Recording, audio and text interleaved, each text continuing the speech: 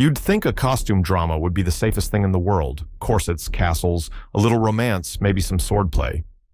But history on screen has always been dangerous territory.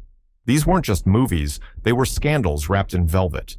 Some were yanked for politics, others for violence, and a few simply for being too bold. Ever wonder how a powdered wig could cause a nationwide panic? Let's dive into 15-period dramas that censors tried to bury. The Birth of a Nation. 1915. The story of cinema's most controversial child begins here. D.W. Griffith's The Birth of a Nation wasn't just a film, it was an earthquake. On a technical level, it revolutionized filmmaking. Long shots, close-ups, and battle sequences that looked like they had been lifted straight from history. But the problem wasn't the camera work, it was the message. This Civil War-era epic painted the Confederacy as gallant knights and portrayed Black Americans in a grotesque caricature that shocked audiences even back in 1915. The film became a lightning rod.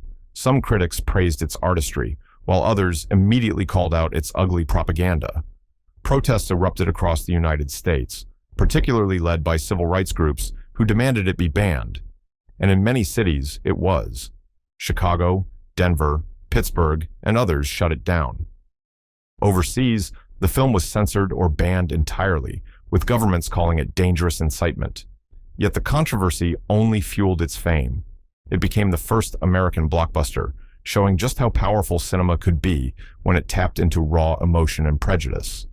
It also sparked a national conversation about censorship, free speech, and the responsibility of filmmakers, a debate still alive today. What makes it so shocking is this. The very movie that pushed the art of film forward also dragged society backwards. It proved that film wasn't just entertainment, it could also be weaponized, and that scared everyone, including the censors. Oliver Twist, 1948. David Lean's Oliver Twist was meant to be a definitive Dickens adaptation.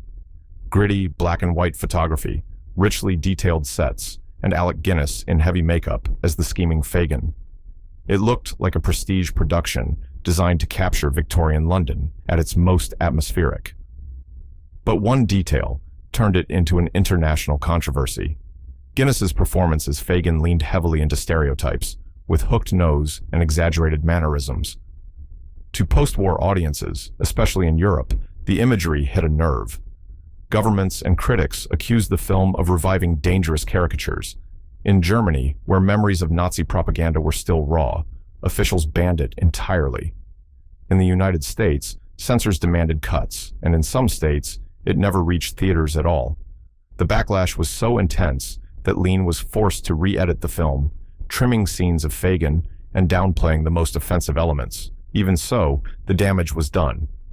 For decades, Oliver Twist carried the reputation of being the Dickens film that crossed the line. What makes this story shocking is how quickly admiration turned to condemnation. Lean thought he was crafting a faithful Dickens villain. Audiences saw something darker, a reminder of imagery that had fueled real-world hate. It was proof that even a classic novel wasn't safe from the politics of its time. Henry V, 1944, UK. Laurence Olivier's Henry V is one of the most famous Shakespeare films ever made.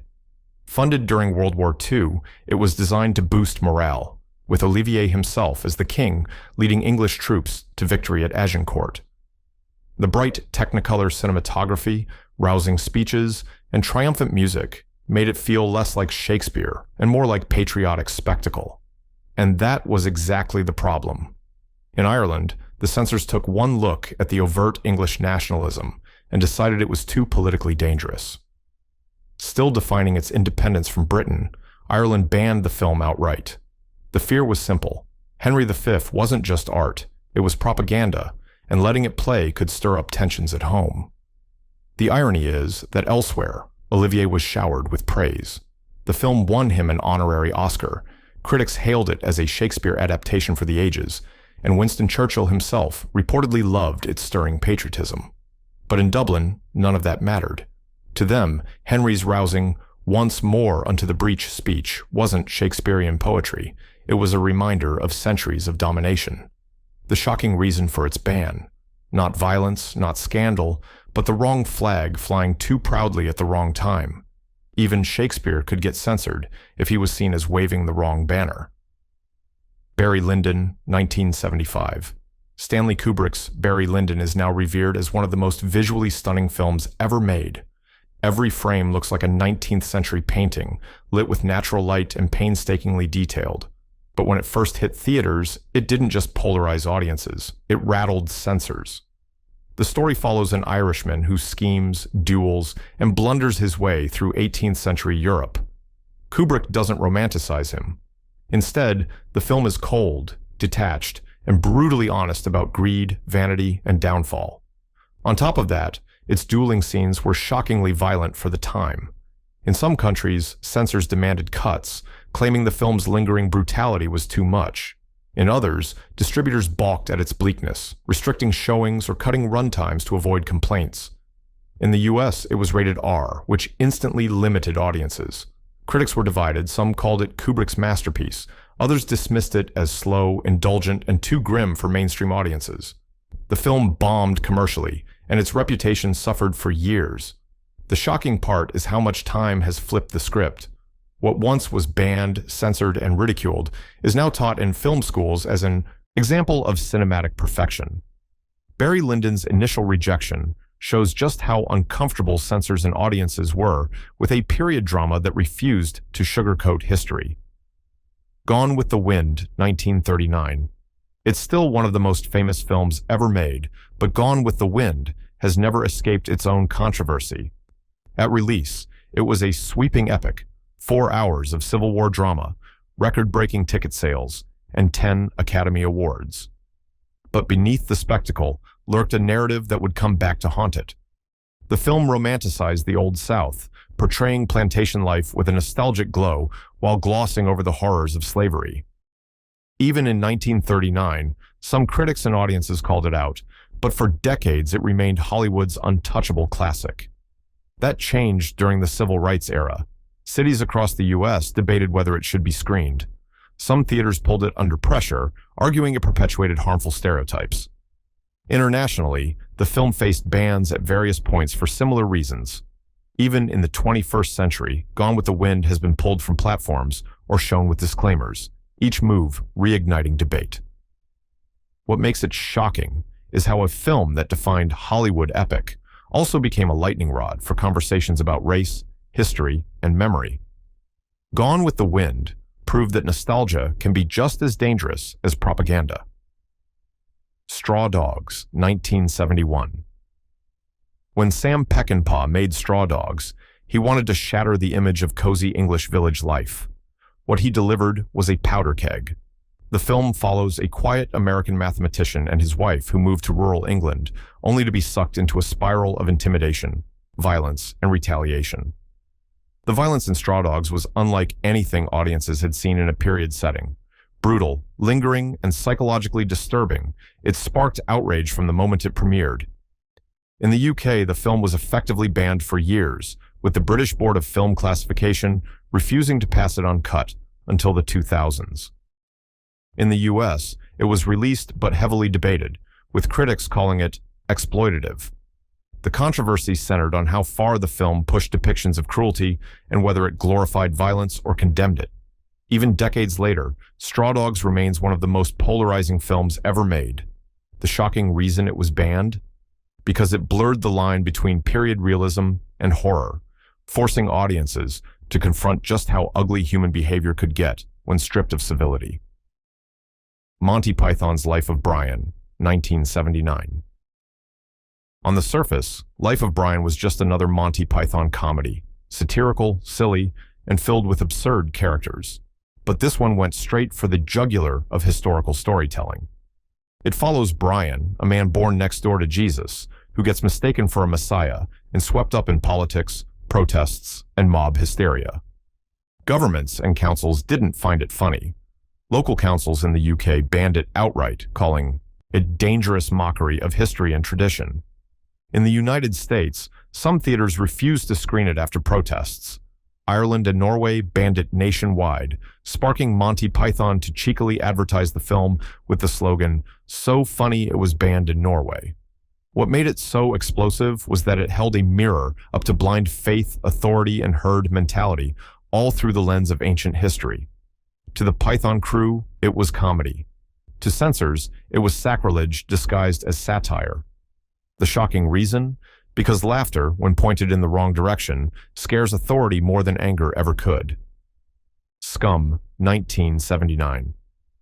Scum wasn't a grand period epic. It was gritty, raw, and set inside a British borstal, a reform institution for young offenders. But its historical significance as a snapshot of Britain's justice system made it one of the most important and most banned dramas of its time. Originally made for the BBC as a television play, it was rejected before broadcast for being too violent and politically dangerous. Director Alan Clark reshot it as a feature film, and when it hit cinemas, the controversy exploded.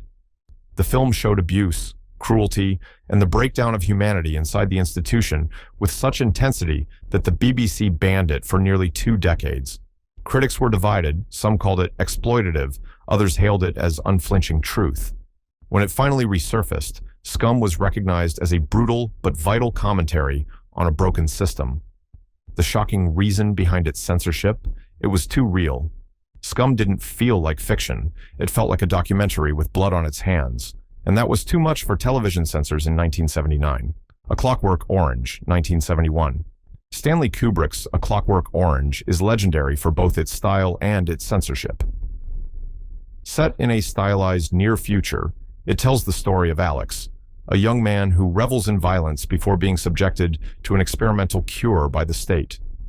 The film's stylized brutality sparked immediate outrage. In the UK, after reports of alleged copycat incidents, Kubrick himself requested the film be withdrawn, effectively banning it from circulation for nearly 3 decades. In the US and other countries, censors hacked at it with scissors, cutting entire sequences or refusing it altogether. What made A Clockwork Orange so incendiary wasn't just the content, but the questions it raised. Was state control worse than individual violence? Did forcing morality make society better or worse? These weren't questions censors wanted audiences wrestling with. The shocking reason it was banned? Because it suggested that the real villain might not be the criminal, but the system itself. Zulu, 1964. Zulu was intended as a rousing war epic, retelling the Battle of Rorke's Drift in 1879, where a small British force held off thousands of Zulu warriors. The sweeping Technicolor production, with Michael Caine in his breakout role, became a British classic. But not everywhere.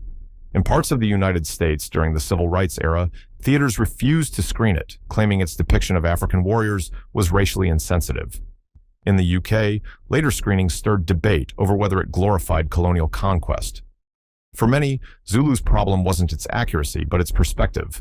It showed the bravery of the outnumbered British, while the Zulu forces, despite being central to the story, were often framed as an overwhelming, faceless threat. The shocking reason it was censored? Because it revealed just how fraught it is to retell colonial history on screen, and how quickly pride can be mistaken for propaganda. Christopher Columbus, The Discovery, 1992. Sometimes a film is banned, not because it shocks audiences, but because it insults history itself. Christopher Columbus. The Discovery, released in 1992 to mark the 500th anniversary of Columbus's voyage, was pitched as a grand adventure. What audiences got was something else entirely. The film was blasted for historical inaccuracies, sloppy storytelling, and depictions that many found offensive, particularly in Latin America. Governments in certain countries banned screenings, arguing the film disrespected indigenous history and turned a painful chapter into a clumsy spectacle. It wasn't just critics who hated it, audiences stayed away too. The film bombed at the box office, with some calling it one of the worst historical epics ever made. Lawsuits followed over its chaotic production, adding another layer of infamy. The shocking reason behind its bans. It tried to turn conquest into popcorn cinema. Instead of honoring history, it trivialized it, and people weren't having it. Lady Chatterley's Lover, 1981. When the BBC adapted D.H. Lawrence's infamous novel into a period drama, they probably knew trouble was coming. The story of a wealthy woman and her affair with a working-class man had been banned as a book for decades, so television was walking into a storm. In Britain, it caused a sensation. In the United States, several stations refused to air it, calling it indecent and unsuitable for public broadcasting. Complaints poured in from viewers who said period dramas were supposed to be about tea and ballrooms, not passion and class rebellion. The shocking reason? Because it reminded audiences that history isn't just wars and kings, it's also desire, defiance, and the kind of rebellion that polite society doesn't want to see in lace and tweed. And there you have it, 15 period dramas that proved costumes and corsets can be just as dangerous as politics and power. From revolutions on screen to revolts in the streets, these films showed how history, when told too boldly, can make the present nervous. So, which of these shocks you the most? Drop your thoughts in the comments, hit that like if you love digging into hidden film history, and don't forget to subscribe, because more buried stories are waiting to be unearthed.